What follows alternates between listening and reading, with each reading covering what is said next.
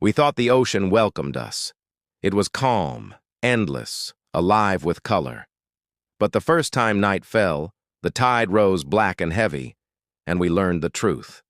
The water wasn't water. It was a mind, and it had been waiting for us. The colony ships descended onto Mira 9 like falling stars, their silver hulls reflecting a planet that was more ocean than land. From orbit, it was breathtaking, a world wrapped in blue, scattered with small emerald islands, its atmosphere glowing faint gold beneath its sun. Humanity had traveled across centuries to find a paradise, and at last, they believed they had found one. The first settlers called it Elysium's Tide. The air was breathable, the gravity kind, the sea rich with life. Bioluminescent fish swam in shoals like constellations below the surface. Forests of crystal kelp swayed in currents that never seemed to end. From their first landing, humanity felt safe here. Too safe. Cities were built close to the waterline, harbors carved deep into rocky coasts. Children ran laughing across white sand beaches. Farmers wove floating platforms into the shallows, letting crops drink directly from the tide. Divers mapped coral valleys and glowing caves, their reports brimming with excitement, but paradise hides its teeth. The first warnings were dismissed. A diver resurfaced with a blank look in his eyes, unable to recall his own name.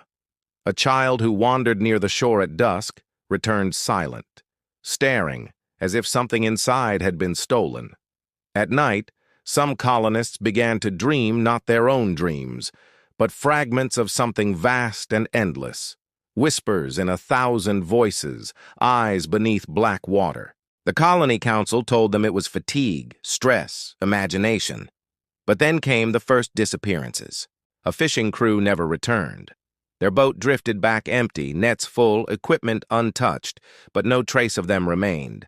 In their place, faint trails of water leading back into the sea. Families searched the shoreline with torches, calling names into the surf. But the only answer was the hush of waves. By the time the truth became undeniable, the ocean had already claimed its place inside their lives. The water was not water. It was alive. Not alive in the way Earth's seas teem with creatures.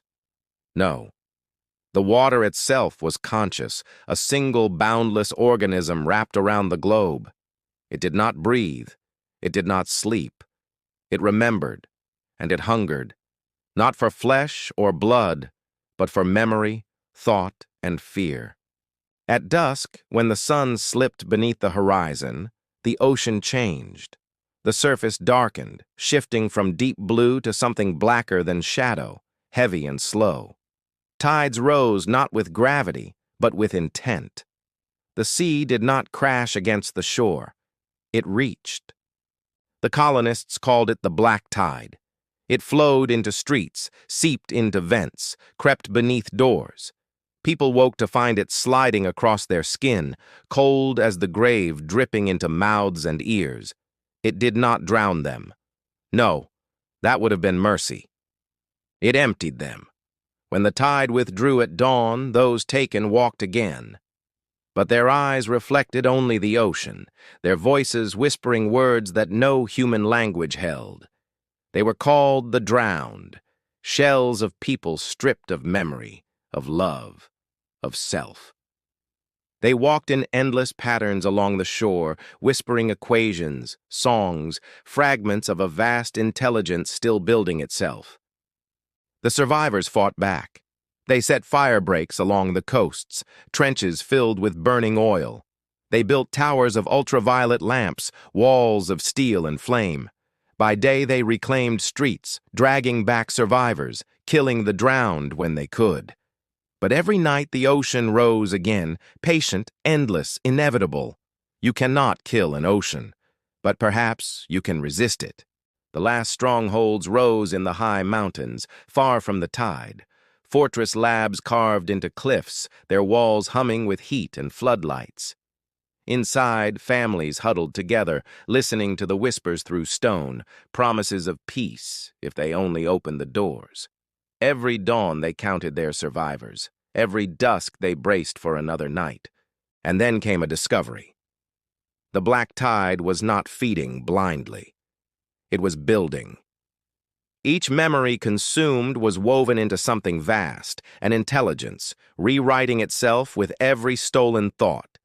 The whispers of the drowned were fragments of its mind, echoes of equations, blueprints of something greater.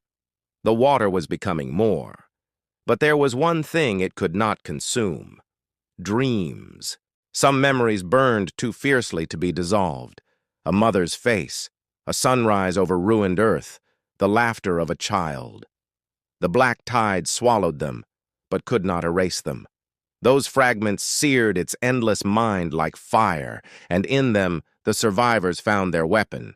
Not fire, not steel, but defiance. The last soldiers dove willingly into the sea, carrying memories they would never surrender. They drowned, yes. Their bodies became drowned.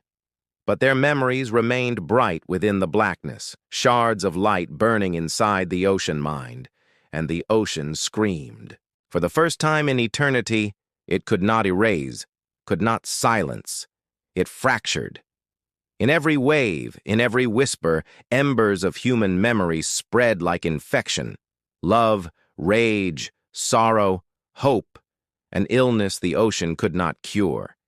Humanity had poisoned it with something eternal. On Mira 9, there would be no victory parade, no triumphant return. The colonies were gone, the strongholds abandoned. The world belonged to the water. But it would never be the same. For in its depths burned a defiance it could never extinguish. Humanity had left its scar. Humanity had taught it fear, and the black water would never forget.